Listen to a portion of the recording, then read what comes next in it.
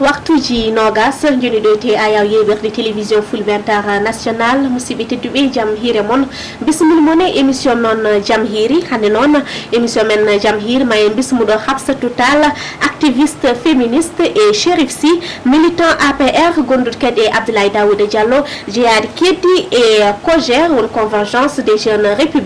républicains jafɗon Chérif Sy mi salmini mi bismi mi salmitima Dombay mi salmini kadi en face de moi Hafsatou Tall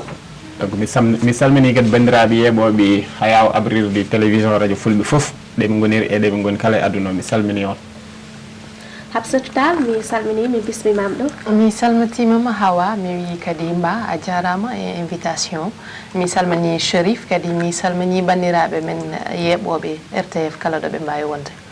Merci on jaram e notang mon ɗo te ayaw yeɓerde télévision Fulbentare national ala mbatten sana ƴeewen situation du jour woni jagorɗo kalfinade cellal holliti alarba hande nogas lewru mai hitan ujunaji ɗiɗi e nogas e nder ujunere e capanɗe nayyi e ɗiɗi test baɗaɗi ko capanɗe jeenayyi e jeeɗiɗi garti positif hen capanɗe jeetati e tati raɓaɓi sappo e nayyi heddiɓe gandani ɗo ƴetti ñowgu ɗum noon woni issue de la transmission communautaire te hollitam ɓen sappo e nayyi foof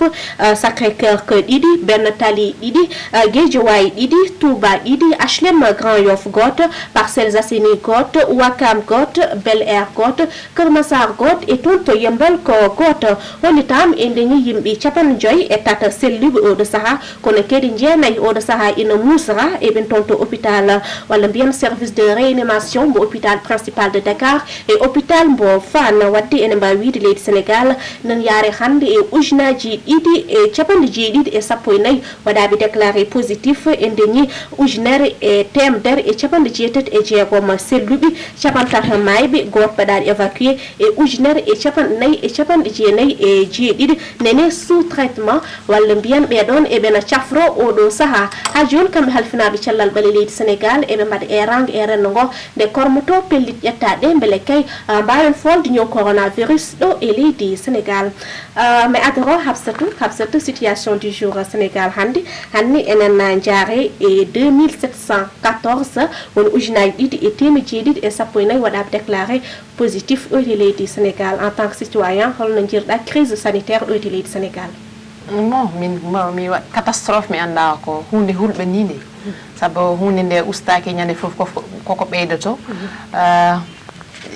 yande fof testaji mbaɗaɗi ne ɓuuri hewde yimɓe nana maaye chaque jour goto foof nana ñalawma foof neɗɗo na maaye walla yimɓe ɗi ɗana maaye ka communautaire ka contact hande mbeɗa sikki natti wonde hunde gandanɗa c'est à l'actualité hande foof ronti gotum par ce que so hunde ustaki nde ɓeydo tan so hulɓinat jomumen te ɗo ha ɗo ɗo yimɓe tolniɗo yimɓe cuwa andude ko wawi ɗum safrude exactement yimɓe mbawa hen yaltude donc ko ñagade Allah tan yo Allah ittan en ɗum ɗo. Chérif Sy yiyatma situation du jour hande voilà no Hafsatou wini tan hunde nden ɓeydo chaque jour hulɓinade ndu wonno testuji nden ɓeydo kadi ñabbuli ɗi kadi yimɓe joguiɓe ɗum kadi nen ɓeydo hewde donc hulɓinima te kadi cas communautaire uji nen ɓeydo hande sa ƴeewi hande eɗen jaare e 14 cas communautaire gandanɗa hoore makko 2 dañande nden 3 5 so heewi mais hande eɗen jaare e 14 donc ça veut dire que hulɓinima te kadi nen saro e nder population sénégalaise par ce que cas communautaire kam so haalama donc enen foof eɗen gandi ko firti ɗum ça veut dire que ma wood yahoɓe nen gondi hen mais hay goto anda donc ça veut dire hulɓinima ko no Hafsatou wini tan ko ñagade Allah kadi ɓuuri hen haɓnade kadi a alna ɗum safar a yani safar mum a yani kadi ko wiya ene dayhil ɗum ni par ce que sa ƴeewi leyɗele Europe ɗe hande ƴewde mayata ni par ñalawma enen ɗo yetande au Sénégal mataw ko ballal Allah en jeeha hen par ce que en jii en ngala ni hay le certains moyens kalteɗi en ngala ɗum mais Allah ene wondi hen enen jaar hen kam seeɗa enen mbaddi hen négocié kadi e seeɗa joguiɗen o à chaque jour aussi que kawuji kew fof kadi enen jogo kadi selluɓe donc vraiment enen mbaɗa félicité aussi enen mbaɗa encouragé joguiɓe cellal ɓalli ɗo e leydi Sénégal donc ñagade Allah tan yo Allah hanno ɗum ɗo yetede voilà amin ya rabbi Chérif Sy Hafsatou Tall yan mon waɗi fayit ko fayti e crise sanitaire ɗo Sénégal tolni joni Hafsatou Tall ka activiste féministe holɗum woni activiste féministe activiste mede siki hande da yimbe tolni goto fu no andi ko woni activiste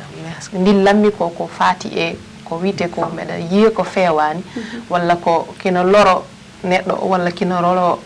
bi ade meda haala dum meda woyto dum mi féministe non ko mataw ko hunde ne yimbe kewbe mbadi dum fustige walla jeddi dum féministe kala debbo gonda ya dun he ko féministe sa nani féministe woni neddo daraniida habanade hujjoji yoltude hujjoji rewbe habanade yo rewbe gon yo rewbe dañ yo rewbe peew e nder aduna he dum woni wonde féministe donc min mede siki kala debbo baado wonde e aduna he kala gorko jiddu kadi debbo yo won e condition modde ko féministe Habsatou ay yam ada waytno wonde e guri ndiyam ina mankiton no fewi effectivement hawa hande Sherif na jalami ko min puddima deba o gela min natanya do peut-être mais ko wiide tan ndiyam hande so mi haali wonde won nokkuji yimbe tolni aduna he ngala ndiyam dam be jari yimbe jaddat te yebbi min yeddobe mi be jinnomi ko be jaha do mbimi do ndiyam ala jomu en ewo mbara ndiyam nana ton walla ala ton ko dum woni halaka hande sa jetti exemple belel kelle be jodi ma won lebbi jonte tati e ko fawi be ngala ndiyam dam be jari problème forage parce que forage mon wana kesso ko forage boydo ko paani ben ngala ndiyam biddi hande sa jeewi be jogi ko balkal ngal gandanda gila 1953 balka ko wada créé château d'eau mo be jogi ko gila 2007 wada créé donc château d'eau won hande nana jogi problème so on dañi problème pièce aji so paani min duttoto ko e balkal ngal gandanda c'est à ciel ouvert ala hippode ka hen min jarata rafi hen jarta aha ko hen min jarata so mi haali dum image uji di ma nena jaltani justement so mi haali dum yimbe na jeddo dum mais ko hande image uji di jetta parce que min mi wawa yaade hande biddi be jetta dum yimbe fo no gandi transport interurbain ko hada mais welanno ko hande jehen hawasi ha nder biddi walla jodden nder belel kelle hande mbaden ton émission walla jehen ha ciwdi hande jodden mbaden ton émission walla bimgel boderi mbaden bimgel bobori mbaden ton émission parce que ndiyam c'est primordial neddo na wawi was nyamde kono wawa was yarde sa yarani journée entière sa jodi ma yarani woda sa ma yani ne ma faddo donc so yimbe mbiyama hande rafi o do tolni do e leydi ni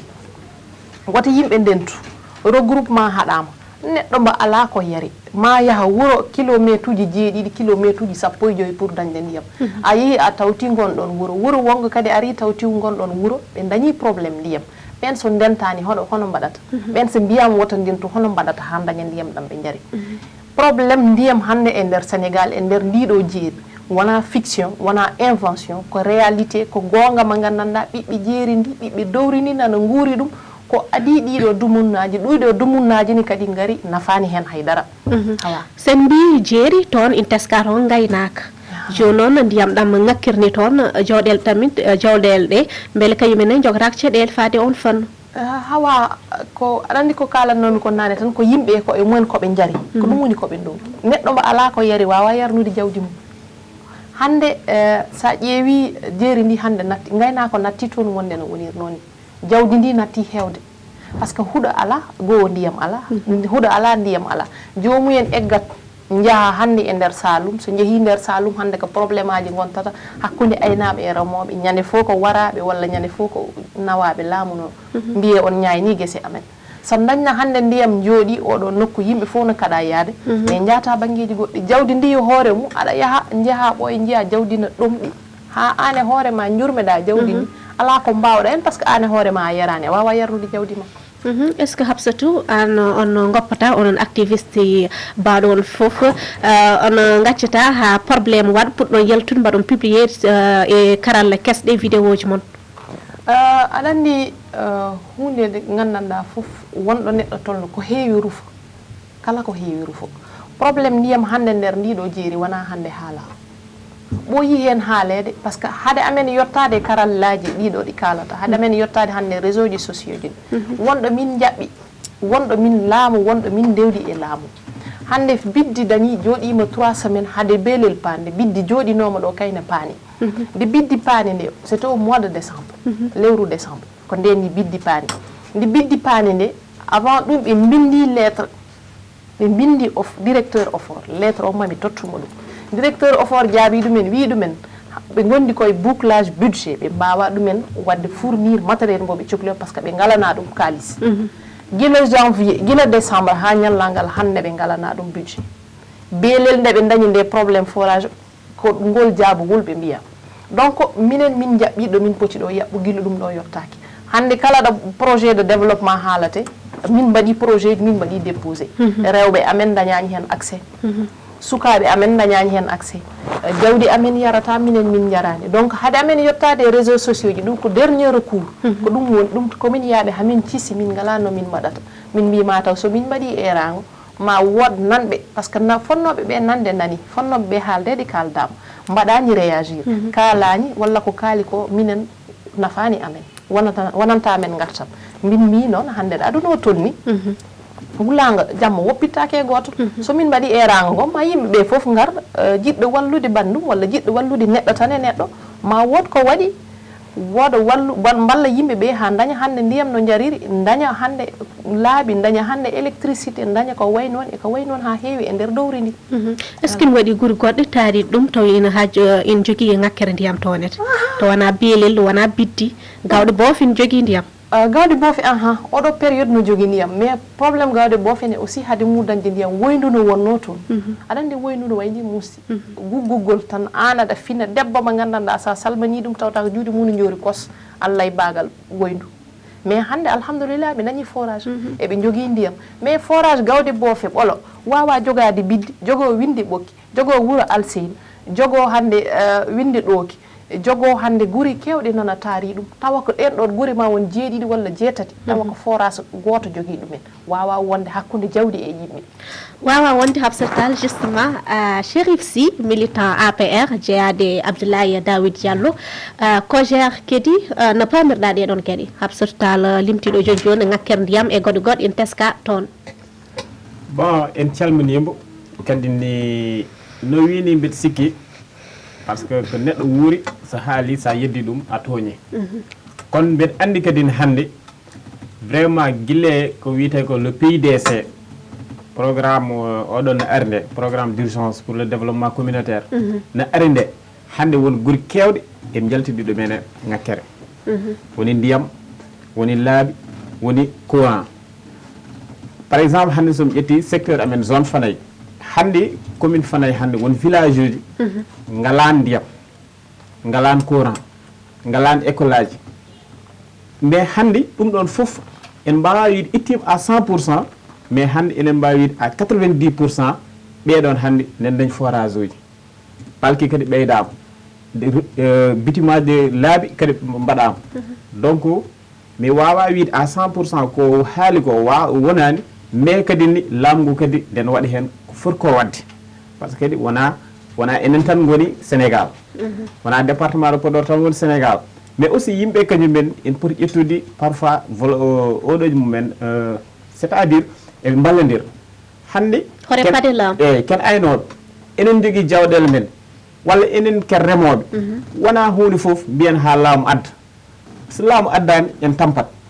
ƴetten ko dañcen ko walla e ko gaynaten ko walla e ko joguiɗen ko enen liggo hen goto men foof itti hen mbiyen gaare hannde gasen woynu sen gasi woynu nduɗo mataw nduɗo woynu wotoro ma wot ko nafi men en wawi ni sen ƴetti oɗon projet en mbi en ƴetti ɗum ɗo enen puɗɗo oɗo projet ma wood nandu ɗum en bonne volonté walla même les ONG walla goɗɗum ar wat mon appuyé par ce que tant o waɗi ɗum e mbiye bindi lettre mais ha joni mbaɗaka appuyé non mais je vais lui mami ma jaafoɗa aɗa andi laissez moi terminer d'abord parce que aɗa andi neɗɗo kadi won bon mi wiyata o rewani ɗo foti ɗo rewde mais hannde aussi wonɗo ndewata mbeɗa sikki haysko safraki à 100% ma wooda kam à 50% ma wood hen ham ko waɗa joni joni mbeɗa haalnanno mbiɗa wiyambo est ce que yi président Dia Mamoudou président conseil départemental on nden wat golle paadine e nder département de Podor hannde gueɗe kewɗe kala ko ngakkitoon o waɗa hen junggo makko pourquoi pas eɓe ƴetta eɓe mbaɗ lettre mabɓe walla eɓe mbaɗ une délégation eɓe gaari eɓe mbaɗ exposé oɗon en tant que président conseil départemental eɓe mbaɗ ɗumen exposé probléme mabɓe en wawi haysko tawi on wawmoɓe safrande en tant que président conseil départemental mais yettinaɓe ɗum o fuɗɗo yettade ha en dañ ke poti ko dañde voilà. Habsat o rokki mon fewre rokki mon solution ñu yon toyde mbaɗon exposé Dia Mamoudou nane o haali ɗum mbeɗa sikki aussi min fuɗɗinoma ɗum jabade hawra min continani Mamoudou Dia mbo wiyata o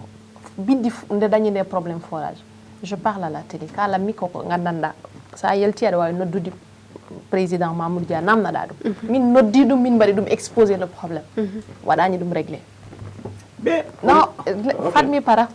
probléme o aɗa andi hande département de Podor ɓe paɗani e laamu ko heewi saabu ko gandanɗa yimɓe wuurɓe guila paɗani e laamu ɓen koko nguuri laamu fonno ɗumen tawdude hande ɓe meeɗa wullitade ɓe meeɗa woytade soɓe jooɗima hande eɓe goyto walla waaɓe ɗam hande ne kalana jeerinaɓe ɓe tampi hande ko woni biddi e nder case de santé école forage mo mbiyatmami hande ko heewi nan toon c'est de bonne volonté ko ɓennani ɗum toon hande so woodi ko waɗa réalisé nder biddi sa ƴetti hande 100% mbiyen 80% o foof ko c'est de bonne volonté qui viennent de l'extérieur laamu ngu des fois min dañat hunde pour min mbawa ɗum yaltinde laamu ngu fawa hen koyngal mum bonnana amen wallani amen nana lorla amen donc pour dire hande département de Podor walla nokkuji kewɗe hande mbaɗino département de Podor paɗani e laamu ko heewi namni ɗumen tan koɓe poti ko hebde ko ɗum namni ɗumen an sa joguima projet a windi ɗum an sa joguima jawdi ma a yiɗi yeyde jawdi ma sa yeeyi jawdi ma a ala ko gandanɗa hoore ma hande won finance won ko nokkuji ɗi namni yeyde kolte nogas wawa ɗum safrude asde woyndu hande eɓe mbawi ɗum wadde mais hande holo debbo yiiɗi e aduna mum hande joɗade ne wugga bagal woyndu hay goto yiiɗa ɗum te forage moyen mo namni o wona neɗɗo fof kadi wawi ɗum wonko gandanɗa hoore ma PUDC mi wima min mi waɗani contre PUDC au contraire mi yii hande won nokkuji sa yi hande nder Jolof o hande min mi woni Jolof mi waɗi toon ma won duuɓi ɗiɗi ala ɗo mi natani hakkude Linguére e Dara hakkude Labgar e Dara ala gurel e gural ngal min waɗani hen mais hande jaata ko wuuro foof 7 km 5 km forage nan ɗon waɗa wuuro ngo jaaɗa foof électricité nan ɗon waɗa mais hande holko taki e nokkuji hande ɓen ɗon koko liggani nokkuji mumen holko woni sababu ha ande e département de Podor ko woni ko toon hande ne foti nafde yimɓeɓe nafarani ɗumen no ɓe potiri ɗum nafirde nafde nde wona wiide tan min gari hande mi yaha mi yiya Mamoudou Dia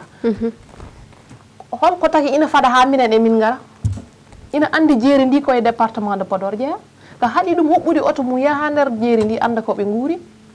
minen min paɗani e hay goto min namni koko min jeeyi koko min jiiɗi wallede koko min jeeyi ko min totte ɗum ɓayde min meeɗa fadde e mumen haydara ko woni ko toon hande ko heew e famɗude c'est de bonne volonté c'est des ONG qui n'ont rien à voir e ko haydara e laamu ngu Chérif Sy wadda sikkani département Podor ina tarde e fannu kala ala mi wiyata en tarde wona kadi ene waɗi avancé kadi mais au moins hande enen mbawi wiide totam tan exemple yeru hande sa ƴeewi président Macky Sall ko ari ko 2012 ha 2017 19 hande ko waɗi ko réalisé e département de Podor guil 1960 ha 2000 walla même à 2012 ala fof président mbaɗɗo ɗum e département de Podor par ce que a yi hande ko waɗi désenclavement ila morphile waɗama a yi joni hankkadi coono natti wadde Podor tareji lawol gonnolngol ngol ɗon ko calvaire wonno sa ari pour jaaha pour jottoɗa Podor ko tout à fait un probléme jiita ko autoji ken mbaɗi déviation en ndewe gasɗe mais hande à 5 minutes a yettot Podor hakkude Podor e tareji donc kanko waɗi ɗum route nationale o a yii ɗum kadi ni y a des axes ganama ko ganama ko taliji mbaɗari comme genre ko bon route de bitumage quoi ɗiɗon mbaɗa en naahi e nder gori comme jeeri ni donc ɗum ɗon foof kanko addi ɗum sa ƴeewi aménagement ji leyɗele o waɗi ɗon pour remote hande o waɗi ɗum e département de Podor avec l'appui de qui Puma e machine aji gandanama yimɓe rewɓe en totte machine aji gandanama unoji pour les femmes porteurs de projet ɗum foof en adde e nder département de Podor hande donc en mbawa wi département de Podor en tarde département de Podor tardani wiite noon tardani Chérif ha joni i waɗi nokkuji e département Podor donki dañde ndiyam kisɗam wiite en meeɗi en karani en meeɗi kono en karani kono vraiment handi ko addi ko ɗon e nder département de Podor vraiment ko yettude Allah hani feewi par ce que en jahano ɗum maintenant woni nokkuji dañani en wawi tawma dañ par ce que programme o ha joni ko continent on mbaɗi 7 ans au pouvoir onon kedi hannde 9 ans ha joni in waɗi e nokkuji Podor ha joni ndiyam ina manki toon électricité cuuɗi cafrirɗe e gueɗe goɗɗe ina ngakki toon wadde Podor département Podor ina ngakkira banggue kewɗe aɗa nde mbimam ni tan hannde ƴetta région de Dakar c'est la capitale hannde wona Dakar fof jogui par exemple département de Dakar jogui ko te pourtant c'est la capitale wona kamɓe fof eɓe keɓdani pour ko heɓde par ce que aussi laamu ngu wona wuuro woto wonen ɗo laamu ngu wona département goto wonen ɗo laamu ngu wonen ɗo ko 16 millions de sénégalais e 14 régions gonɗi ɗo e ko ɓen eɓe gonen ɗo hande gurel e gurel go fof ene foti yitade hoore mum e politique président Macky Sall waɗata o donc sen ƴetti probléme men tan en mbaɗi ɗum probléme national mbiɗa sikki men tooñ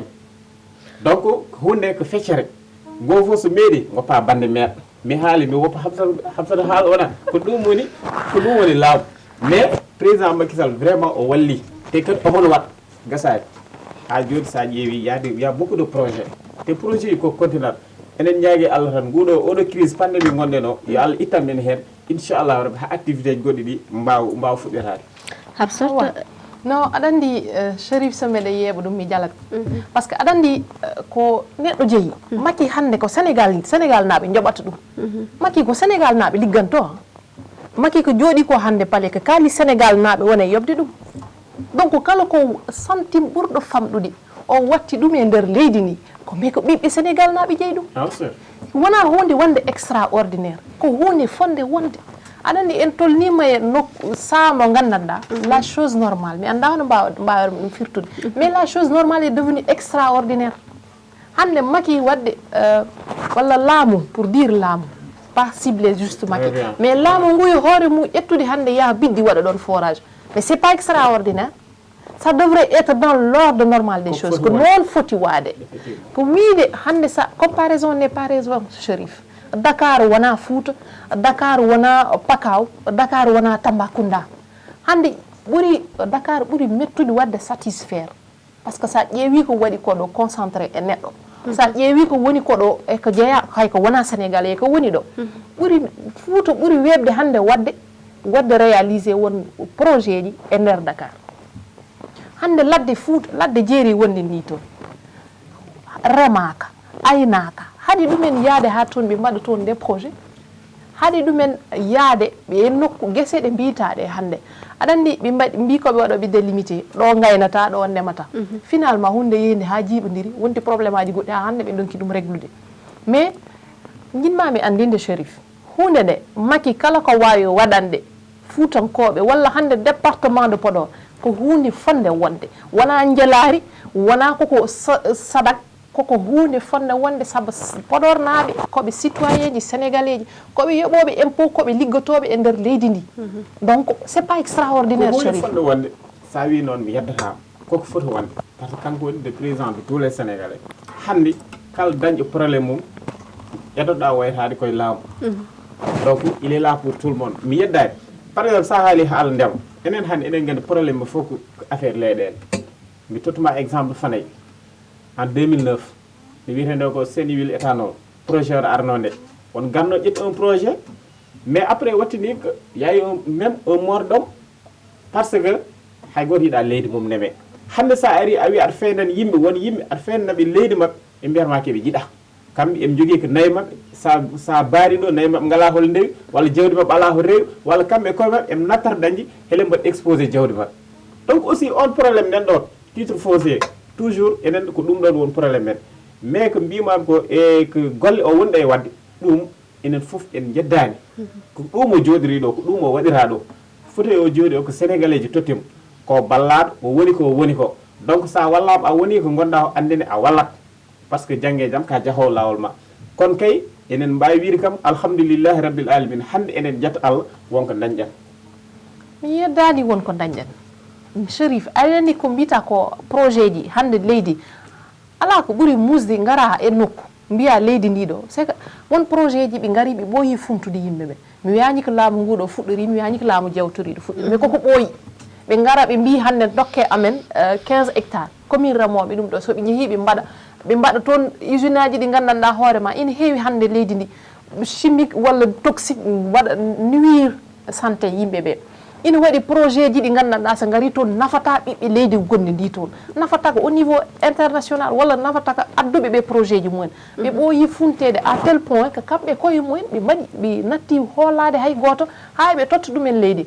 mais ça ne veut pas dire noon ko kala garɗo toon eɓe poti salade kamɓene ɓe poti wallude yimɓe ɓe haɓe mbawa wallede voilà Chérif Sy garten e aide alimentaire moni Macky Sall rokku o pamara doolen est ce que département Podor heeɓi ballal mum merci beaucoup mbeɗa sikki hannde gouvernement o ɗo tolniɗen ɗo e mbaɗi dégagé enveloppe 1000 milliards pour Sénégal fof hannde région de Saint-Louis ene waɗi composé 3 départements woni département de Saint-Louis département de Dagana et département de Podor hannde sa ƴeewi e ɗiɗon département Podor ɓuri heewde commune aji par exemple département de Podor nen yaare e 22 communes sa ƴeewi Dagana ko 11 communes Saint-Louis 7 hannde Dagana mbeɗa sikki e nder ɗiɗon deux département que département Podor ɓuri wadde hen bénéficié o e département ji terɗi e département terɗi par ce que sa ƴeewi hannde département de Podor en waɗi heeɓi ken won 24 566 ménages ganduɗa ma dañ e ngal ɗon ballal donc contrairement à la région de département de Saint-Louis kañum dañ ko 18 753 Dagana aussi kañum ne dañ ko 61 597 donc département de Podor ɓe sikki e ngal ɗon ballal yi hen hoore mum kam fof keeɓi soit en mbiyata kamɓe fof eɓe keeɓi par ce que soit feccede kono no foti ni yaarude e no haaldirani inchallahu rabbi enen ɗamani fotɓe heeb ma keeb te ɗo foti ɗo rewde kadi ha yetta haaɓe keeb maɓe keeb ɗum so Allah lamɗo jaaɓi Hafsat Tall jiirɗa ballal ngal hoore leydi nar rokki non mais aɗa andi Hawa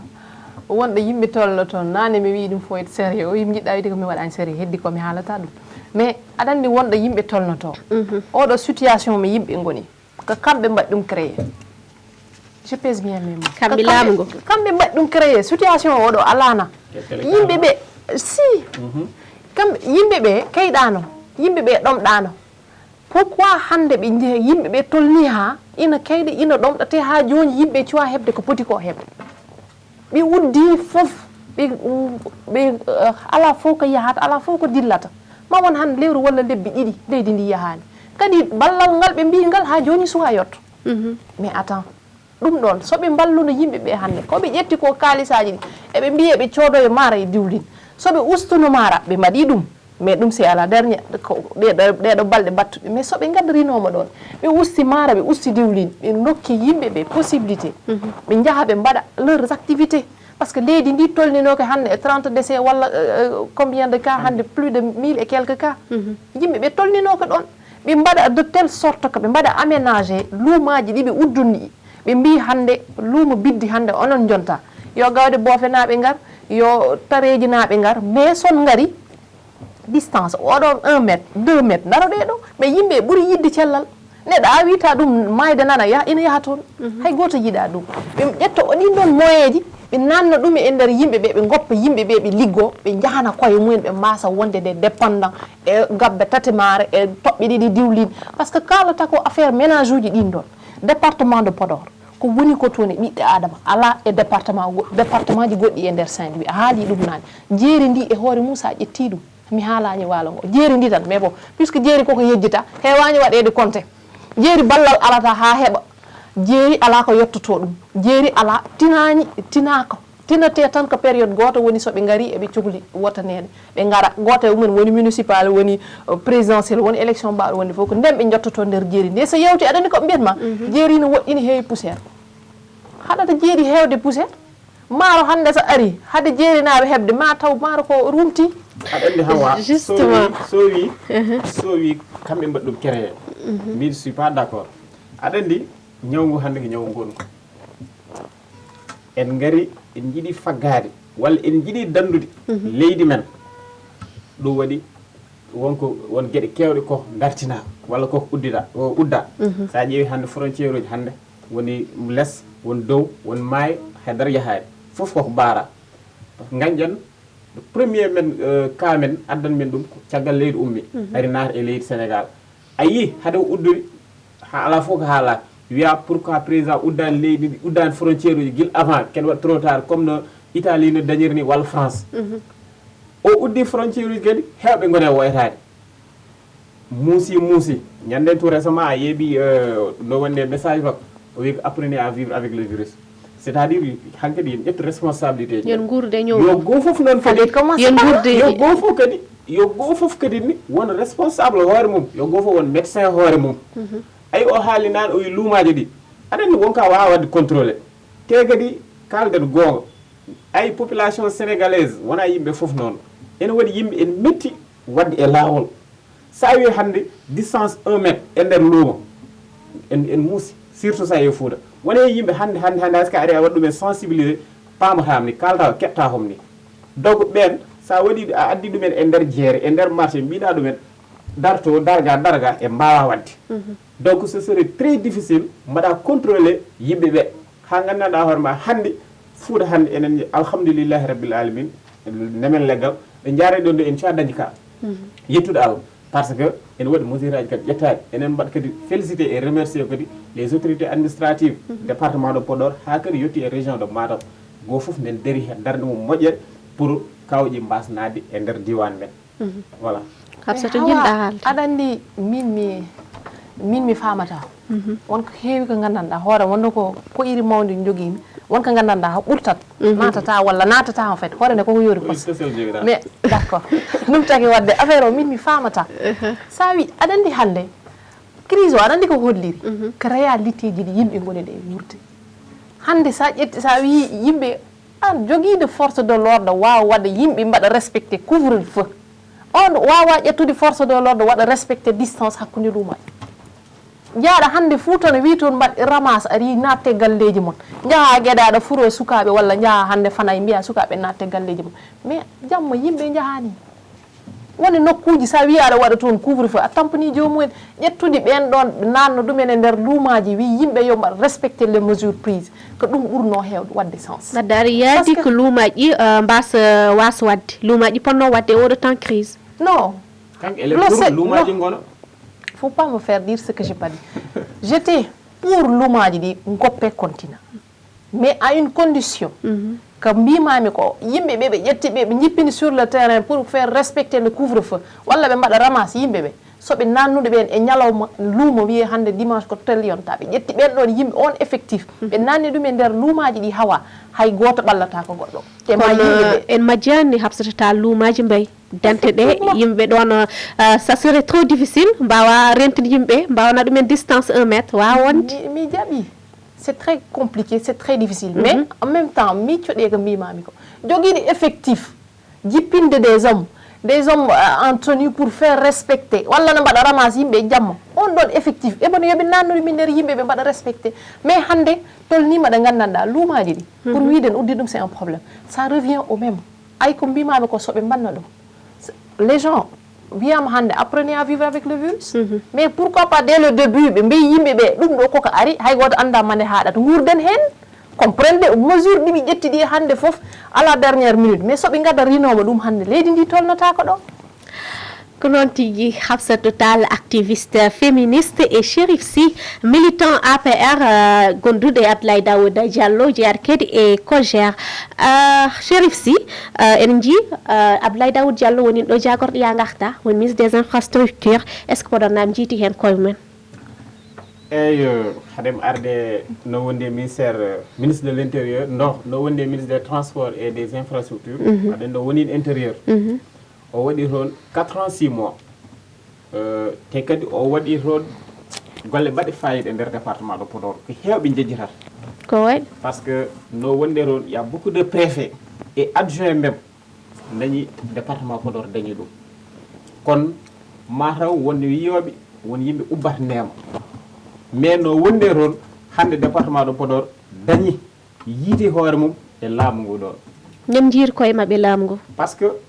poste o joguino o e ko wawi ko wallude o walli ɗumen hande y a certaines personnes des adjoints au préfet les préfets wonbo waɗi ɗumen e département de Podor gandanɗa hoore ma hande kañumen grâce à lui ngoni ko ngoni ko donc o walli o ummi ɗon en garɗinde élection 2017 élection référent oɗo législative wona wallude neɗɗo ko pat wadde acte ko ɗum gonmi haalandem par ce que go fof aussi e domaine mum aɗa andi andan en wiye oɗo ministére oɗo domaine ɓuuri wadde apte pour wawde wadde oɗo domaine waɗi pour wawde wadde par ce que sa ƴeewi hay carte électeur uji ɗi peintede sababu wonde mo Podor naji hande département de Podor gueɗe mumen waɗi hen facilité eɓe c' est à dire pour eɓe keeɓe affaire o ene weeɓini par ce que hay village ɓurnoɗo wadde reculé au moins machine aji nawama ha toon mbaɗe photo o peindene ha feewa gartirane ɗum ɗon ko ballal no ummine ɗon en 2017 o ari no ummiɗen nde élection législative o waɗa nommé ministre des infrastructures du transport terrestre et du désenclavement hande machallah on instant no ari nde sukaɓe département Podor ɓuuri yitade koye mumen kadi kalami koye côté emploi o jeune uji kewɗi o walli ɗumen o liggani ɗumen min hande exemple hen jeeyade service gonimo o kanko nayim toon service ay transport domaine o wonno o foof won sukaɓe département Podor o nawi toon sen ummima ɗon sen kaali affaire baɗe ko mbiɗa ko hande pont ñangga idi o kanko yano toon pont dimat walo dimat nen ɗon inchallah rabbi won koye oɗo ɓoyata joñol fuɗɗo e hande sa ƴeewi route national guiljum fayi Wourossogui nden continue presque on yooɓi ɗum guile Mansour Elman Kane mais état ko continuité o wawno arde yaɓɓe hen mais o continue hande sa ƴeewi kadi pété Boki Diallo fof feydama donc o waɗi to jeerdi noon e jeernaɓe sene gara duggere tareji jiila kam foof em gojjo coy jeerdi o waɗi voilà par ce que hande non o waɗi aɗa andi waɗi wiide mo waɗi programme oɗon yaltinde min kalamti koye ko gandimi ko ke télé kalten yimɓe foof nen jeeya PIDC oɗon ari nde que je salue au passage son chef de cabinet Kalidou Kane on joguino programme o hande woni guuri e nder commune Fanaye ko grâce à Kane keeɓi forage uji keeɓi courant keeɓi au moins joguinoɓe abri provisoire Chérif ine wayi kamɓe saabi gari ke commune Faye tan ke commune Fanaye tan eɓe kaala exemple gonmi toddudem ko exemple gonmi toddudem somi mbi commune Fanaye mi wi département de Podor par ce que commune Fanaye jeeya koye département de Podor ko ɗum ɗon tan gonmi par exemple saɗa aɗa andi saɗa haalga tottata tan ɓuuri wadde palpable gandanoma en nemni en yiini ko ɗum gonmi e haalandem par ce que oɗon haalata nde o ƴetti koye guuri mabɓe kaariɗoɓe ɗe kono hannde mbeɗa wawma wiide ko haali ko woni ko wuuro mabɓe ala ga e commune Fanaye donc Abdoulaye Daouda Diallo hande ko waɗani ko département de Podor mbiɗa sikki guila laamu fuɗɗi ɓiɗɗo département maire ɗum waɗande département de Podor kanko Abdoulaye Daouda Diallo kanko Abdoulaye Daouda Diallo a yiiri e gueɗe non min mi anda Ablaye non Ablaye sérieux mi anda Ablaye yang fayi o wonin ɗo jagor kalfinar ya garta konde natti wonde konde woni ministre de l'intérieur ɗima nen gandumi ɗum nde o yawti ɗon haalde haala Allah taki mbeɗa haala koye korko yimɓe ngoni mi waɗani suivre ministére uji o waɗi occupé Allah tan taki mbeɗa haala donc neɗɗo bawɗo ƴettude yimɓe no nawa ɗumen e nder guril e gural galle yele galleyal pour fewnude carte d'identité wawa ƴettude projet nanna ɗum e gural e gurel ganduɗo ngoɗo wuuro no waɗi yimɓe no foti vodde on anda ngoɗo wuuro ina sohli forage ngoɗo wuuro no sohli électricité non mais attends non aɗa andi jeeri ndi sa wi Fanaye d' accord Fanaye ganduɗa sa haali c' est tout à fait normal et légitime mais ko kalanmami ko o jeeri ndi wona Fanaye jeeri tan ɓuuri jeeri ndi ɓuuri yajde hande e commune par exemple commune Guédé walla département de Podor hande jeeri ndi no yaaji mais ko woni mi win PUDC mi waɗani fustigé mais wonko gandanɗa hoorema hande ayi tareji a wi soɓe gari biddinaɓe so gari sa rokki ɗumen ndiyam yoɓe ɓufta sa ƴetti ndiyam ɗam cikkata ko joni koye ɓakke ɓe jalti mais gila koko ɓooyi wona hande fuɗɗi toon hay tali goto ala toon ala hay tali boɗejo e bone hay ɓalejo ala bulejo o sah min ngala ɗum hawa pour te dire et pourtant min mi siftor tan chaque année mamin nan wuuro witego biddi nana jeeya e électrification rural nana jeeya hen nana jeeya e lawol faade nam rang faade tali boɗejo mo mbiyata rang faade naggam walla faade to mais ha hande meeɗa yiyede ko nane boyla wi nayi tan hawa aɗa andi non mais aɗa andi hawa wonɗo yimɓe tolnoto yo yimɓe kaldat gonga neɗɗo jogiiɗo capacité andude gural e gurel ina woodi on ina jogii hannde moyen ji andude ɓen koɓe cohli yahana ɗumen par ce que mi wiima ɓen paɗani e laamu ngu haydara so wonti hannde wiye Ablaye Daouda Diallo min mi annda ɗum mi wawa ɗum ɗum ɗo je te donne un exemple Moussa Diop nde o waɗi nde créé Fouta ya garta jeeri ya garta ala hen par ce que jeeri ala laaɓi ala oto ummotoɗo hannde Podor yaha jeeri Fouta nowri fof tan jeeri ala hen namno ɗumen an ƴettu oto mbiya beele aɗa yaha jeeri hannde Fouta ya garta kon ari Fouta ya garta non jeeri ya garta non a nanani mbimami jeeri ndi ala hen kon nden kay wala ya garta c'est-à-dire neɗɗo wawa ummade tareji wini ya biddi justement waɗa emprunté on noon par ce que pour te dire ko jeerinaɓe mbaɗa considéré sabu jeeyano hen on projet nde aratede eɓe gandi jeeri no wayni yajde te jeerinaɓe ngala laabi moƴƴi ko haaɗi ɗumen wadde otoji jahoji jeeri ono maho ngala représentant to ko jeerinaɓe représentant jettintono caɗele e jeeri guura non aɗa andi nani mi haalanima ɗum probléme o wona yettinde ala e mumen fof kumpaɗo probléme aji ɗimen jogui ala e mumen hande ɓe limmi eɓe mi limani wonɓe nder département de Podor ala e mumen mba anda probléme momin jogui par ce que arɓe toon garti toon jeehi toon jaati toon wonɓe anduɓe toon hay galleji ɗi ne mbaɗiri placé donc ɓen ene gandi effectivement ko jomum en gone wurde ɗo mum so mbaɗani on projet so wi Fouta ya garta mais jeeri ndi jeeyaka e Fouta jeeri jeeyaka e Fouta mais attends ko ɗum c'est parmi tant d'autres projets hande ministère waɗi englobé tout jeeri ala hen non parce que ça nden kay walna mbi kañumen wala ya garta mi wala nana yahana arta non wala a famani ko kalmi ko de non parce que yim holde Habsatou yiɗi wiide otuji Fouta ya garta ɗi a wawi ƴettude ortareji mbiya a yaha gawɗo boof walla biddi en nandire kon ha hande kadi au moins ma waɗanma facilité no garannoɗa gummoɗa gawde boof walla gummoɗa bidde gara route national aɗa fadda ɗon otoji gandanma ɗa yitaɗo walla mbaɗa ɗo 2 heures de temps donc a dañde oto paade richatol walla dagana walla paade tareji hande sa ari au moins sa calculé heure uji a watta ɗo 35 minutes walla 30 minutes oto aɗa tawma ɗo ƴettuma nawma donc ɗum ɗon fof ke ballal jeeya wona donc ko enen fof ndendi oɗon projet ko Fouta men ko Fouta ya garta a yi no wannode syndicat Dakar Dem Dikk ala fof keɓe kalani donc pour wadde fustige oɗon projet aɗa andi hande sa dañi neɗɗo ma en walluma poɗɗa ɗum ko wallide andene en jeddadi ko wi ko jeeri ndi hande en wawi won certaine guri so dañino laabi moƴƴi en wawi taw yaade toon ma weeɓ ay hande won ambulance uji mbawa nadde jeeri won auto ji mbawa nadde jeeri nous sommes d' accord kono kadi ni wona ɗeɗon guri foof kadi jogui on probléme par ce que nani noon mbimomo il faut aussi au moins ko waɗa ko kadi yimɓe kaala hen par ce que wona tout n'est pas négatif wonko waɗa en heddi noon enen ñaagui inchallahu rabbi kalɗo manque enen ñaagui laamu walla enen ñaagui les joints walla les bonnes volontés ngar bal men mbaɗen réalisé ɗiɗon ɗeɗen gueɗe pour de pas mi wasma jabɗa mi watta coupé la parole aɗani sen kaali affaire hande kalɗen enen kalanno nane e coronavirus o e ñawgu hande a win Ablaye Daouda Diallo holko waɗi par exemple no ñawgu waɗi nde e padani président e ummim très tôt kanke son ami collègue Cheikh Oumar Anne eɓe darni département de Podor ken won 250 tonnes maar eɓe nawi ɗum e nder département de Podor hande commune fof heeɓi gueɗal mum commune fof kadi e population mum no wayni ko noon e pecciri par exemple wima Fanaye dañi 18 tonnes commune Diayen Pendaw dañi 18 tonnes Guédé dañi 18 tonnes Boki Dialloɓe e Djoum ɗiɗon ɗi goto mabɓe fof dañi 20 tonnes donc eɓe gaddi ngal ɗon ballal yantude e kadi ko ballal laamu ngu jogorngal wallude eɓe gaddi ɓeydi hen le président Dia Mamoudou aussi a fait la même chose no ummi nde kañum ni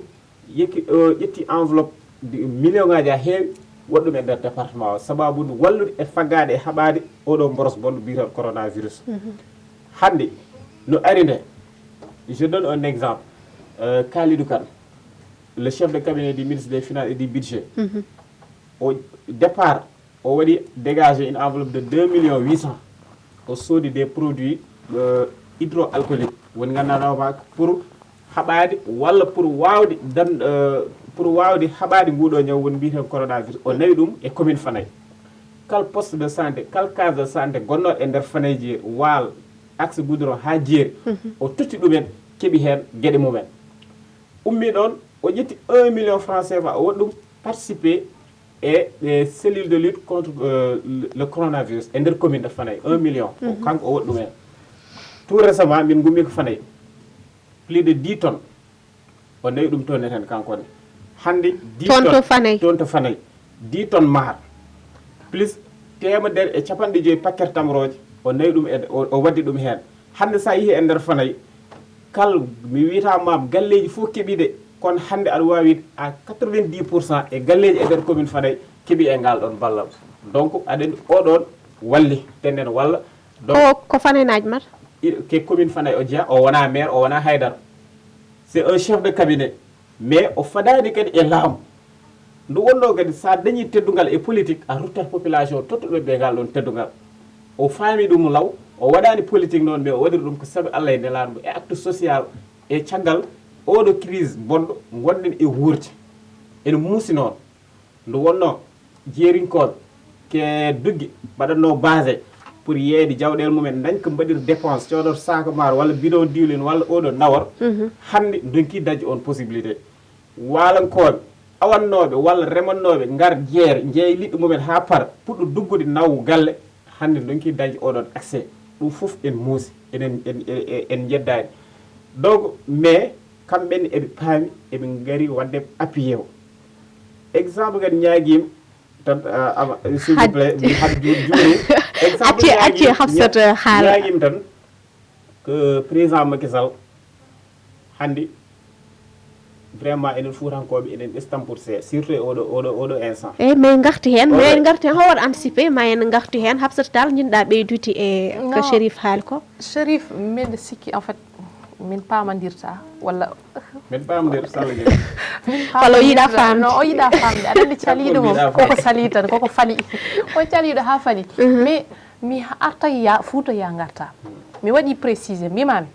Fouta ya garta jeeri ndi ala hen ɗum ala ni boma ya garta ala ya garta de jeeri ndi ala hen mais ça ne veut pas dire mi waɗani félicité Moussa Diop ko waɗi ko au contraire c'est une excellente chose parce que mba arno hande garage Podor may wat ɗon 4 heures de temps hadema dañde walla 5 heures de temps hadema dañde auto walla jaa Fanaye ɗo mbiɗa ɗo hadema dañde auto c'est tout un problème ɗum c'est à féliciter c'est à encourager mais seulement seɓe mbaɗa ko wayni woto ɓe jejji département de Podor wona gasi wona ɗon tan woni Podor ville tan hande wona Podor walla commune Ndioum tan hande wona Podor walla Fanaye hande ne mbiruɗa ni tan wona Podor Cheikh Oumar Anne ba kalata o hande Cheikh Oumar Anne ala ko waɗani jeerinnaɓe haydara waɗani toon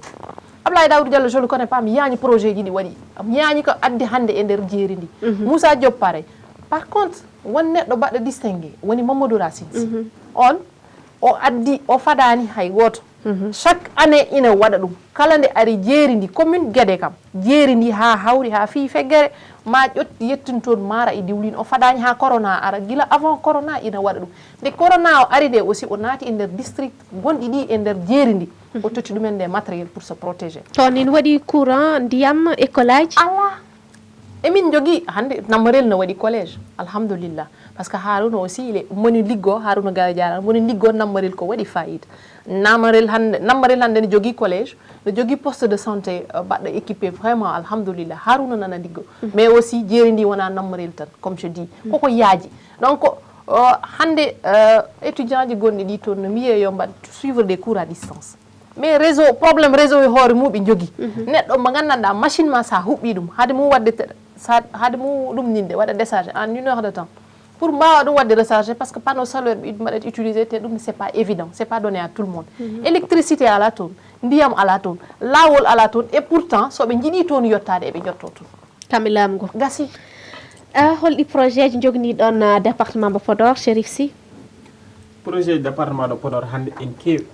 e nder laamu ngu hande sa ƴeewi programme Macky Sall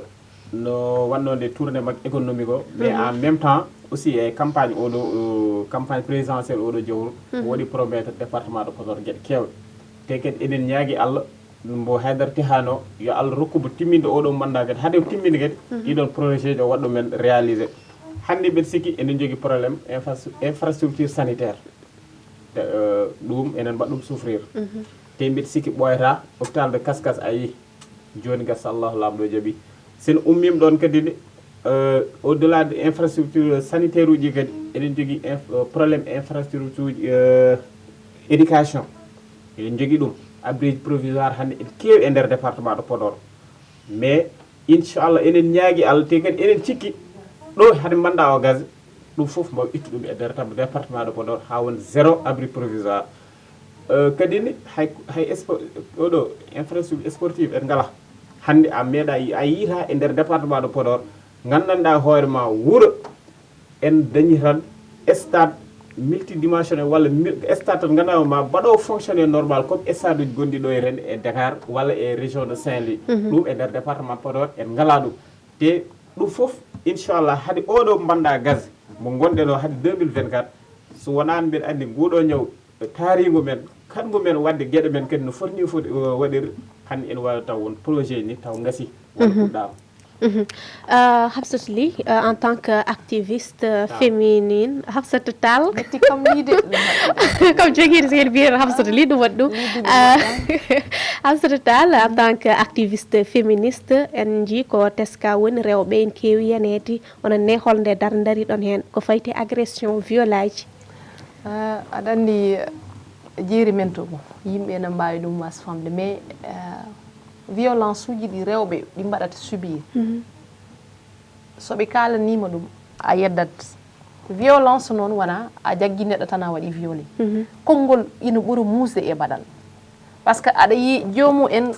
mbattinto lelade ngaɗo ummata aɗani defa aɗa liggo aɗa toppati ɓiɗɗo aɗa toppati baaba toppati esiraɗo aɗa toppati ƴekiraɗo hay wutte moƴƴa talañi ɓornade ligguey il suffit juste que erreur gotel waɗa yo ngel kay Allah bonni ngel huuɗe seere walla wiye yahto violence verbale ɗum ɓuuri musde laabi temedere haalaka noon e piggal walla e gueɗe goɗɗe battuɗen kono noon wonno eɗen keewi sutura kadi ko enɗam tan woni ɗon hay goto yiiɗa bonnude enɗam neɗɗo ana wuurda dewgal mum ha dawa gasa tawa koye mette tan wuuri ala ɗa woytoto te so haali wiya a fusi enɗam a fusi galle mais rewɓe ɓe no guuri ɗum tun debbo ala ko ɓuuri musde hande an aɗa fonno talde hoorema mbiya mbeɗa foti janggoy mbeɗa foti liggade mbeɗa foti nafde hoore a yejjiti ɗum foof ɓene micro jardinage ɓene guese ɗe ɓe ndemata ɗe maaro gawri ala waaro ngo hande ko rewɓe goni toon ina ndema kamɓe gone marché ji ɗi eɓe jeeya hande hay jawdi hande sa yeehi foraɗo maytal to rewɓe ne kaɓɓi gudi mumen ne jeeya jawɗe donc rewɓe ɓe mbeɗa sikki kam to nokku men to ɓe déjà nokku men ɗo waɗa ko considéré haala ko noon e rewɓe mumen par ce que ministére de la femme nde ari nde ne waɗa tourné mum oɗo jawtuɗo jeerinaɓe kam ngala hen jejjita ko projet ji mumen jottaki toon donc so woodi kono walle yoɓe ƴettu unité transformation laitiére mboɓe mbiyata eɓe mbaɗa e nokkuji aynaɓe ɓe yoɓe goppu koɓe mbaɗata ko réduire rewɓe ɓe tan ɓe ngala nafoore sona wonde ɗo ne jeeya mbus nogas kosam walla boutel temeɗe ɗiɗi yoɓe gaddu projet ji baɗɗi fayida ɓe tellina ɗum kosam wona kaɗam tan e ɓirɗam wawi hen yaltude wonko heewi ko wawi yaltude e nder kosam ko rewɓe ɓe wawi mbawi naftarade debbo so dañi tan galle o dañi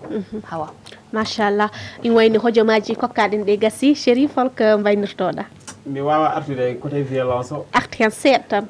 ko wi ko gonga violence ne heewi façon ji hewɓe cikkat violence ko warde neɗɗo walla piggal violence ne heewi hay haala gonka ko violence waɗi yimɓe kamɓen ko elles sont trop fragile eɓi c'est à dire eɓe gona yimɓe oɗo sa wonko kaltaɓe tan ene wawi wadde blessé aɗa yi neɗɗo en yaha en fooƴi en gasi ala ko woni probléme makko sona konngui mettuɗi o nanata ɗi so fini kañum walata e galle kañum ñallata e galle ene waɗa foof garta kedde ni ala mbiyata ɗum sana ka bonɗo a wawa haydar an guil dañma c'est-à-dire rewɓe kañum e pour totter teddugal par ce que debbo avant tout d' abord kañum tan dañi oɗo Allah waɗi ɗum privilège kañum nene deftere donc wonko Allah waɗaniɓe ha heewi ɓeɗo e porki totede teddugal ha timmo ay debbo so galle feewi ko debbo galle so boni ko debbo kono kadi woto jejjite violence kadi wona onon rewɓe tan keɓat ɗum minen worɓe minen tampi hen a wonata e suudu ma aɗa hulni ɗanade hanma yuppede ndiyam guldam walla diwlin walla ni jaafoɗon neɗɗo jogol laser walla mais c'est pas grave wonko mbaɗɗon mais n'importe ko mbawɗa wadde fof ɗum moƴƴani ayi hunde fof so discuté a lamiyama minama jiide ken sahaji o mbaɗat hunde to tintinta rewɓe nana ɗum tan kay école ci bam a fotani waɗir réagir de par ce que mbiɗa gorko ma woni bammum sukaɓe ma joɗɗa ha ɓoye taƴa awre mum jafuɗon e terme joɗɗa ha ɓoye juwa ɗum labbi walla juppani ɗum ndiyam gulɗam oɗoji mum fof mboɗo sa pari kadi demsata mbiɗa sikki hadma wadde ɗum enen mbawi yewtide an de ko mbaɗɗa ko fewa aɗa wawno haalande trouve une solution la vie continue donc wadde yewtere waɗi fayida no fewi tutte communication Chérif wayno voilà no mbaynirtom tan que wadde me remercier e wadde remercier Habsatou Tall vraiment une dame que j'apprécie beaucoup nan mi haalni mom ɗum je l'ai connu à travers les réseaux sociaux minama komi sehla Facebook mais encore les vidéos qu'elle partage sur les réseaux sociaux no waɗi gartam parce que elle est porteur de voix ko haalata ko fof kadi ko caɗele o haalata goytotoɗo sa yi ɗum tan a andat kaalowo kadi pour haalde tan sa yi ɗum a andat donc vraiment je mbeɗa waɗam encouragé mbeɗa waɗam félicité kadi e dynamique o jaggi o mais kadi mbiɗa yiɗi somi watta vidéo goɗɗo o wi président Macky Sall waɗi ɗum ɗo ko ɗum jiɗi o wasa haalde négatif o tan mi waɗi remercier aussi yimɓe département de Podor fof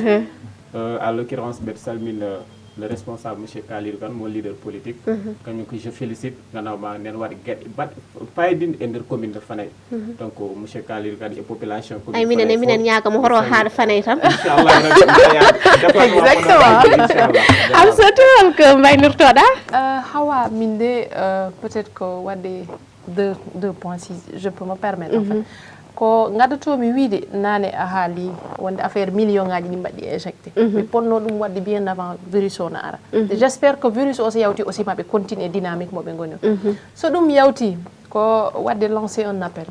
wiide bandiraɓe men ɓe kala toɓe mbawi wonde rafi o koko woodi wona hunde waɗani créé koko woodi tigui rigui won mayoɓe hen won rafateɓe cella wonɓe gandanɗa dañani on chance yoɓe mbaɗ très attention woto hay goto salmin hay goto woto hay goto ɓalla hay goto goto foof yo ƴettu responsabilité mum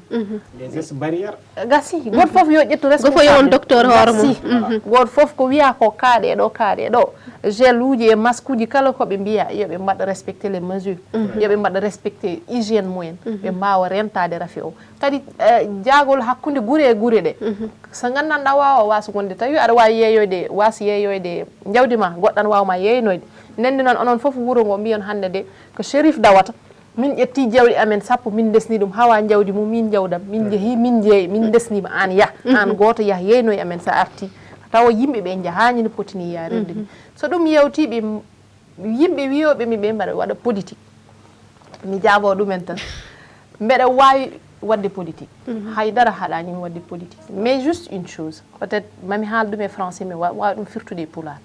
si la politique c'est dénoncer.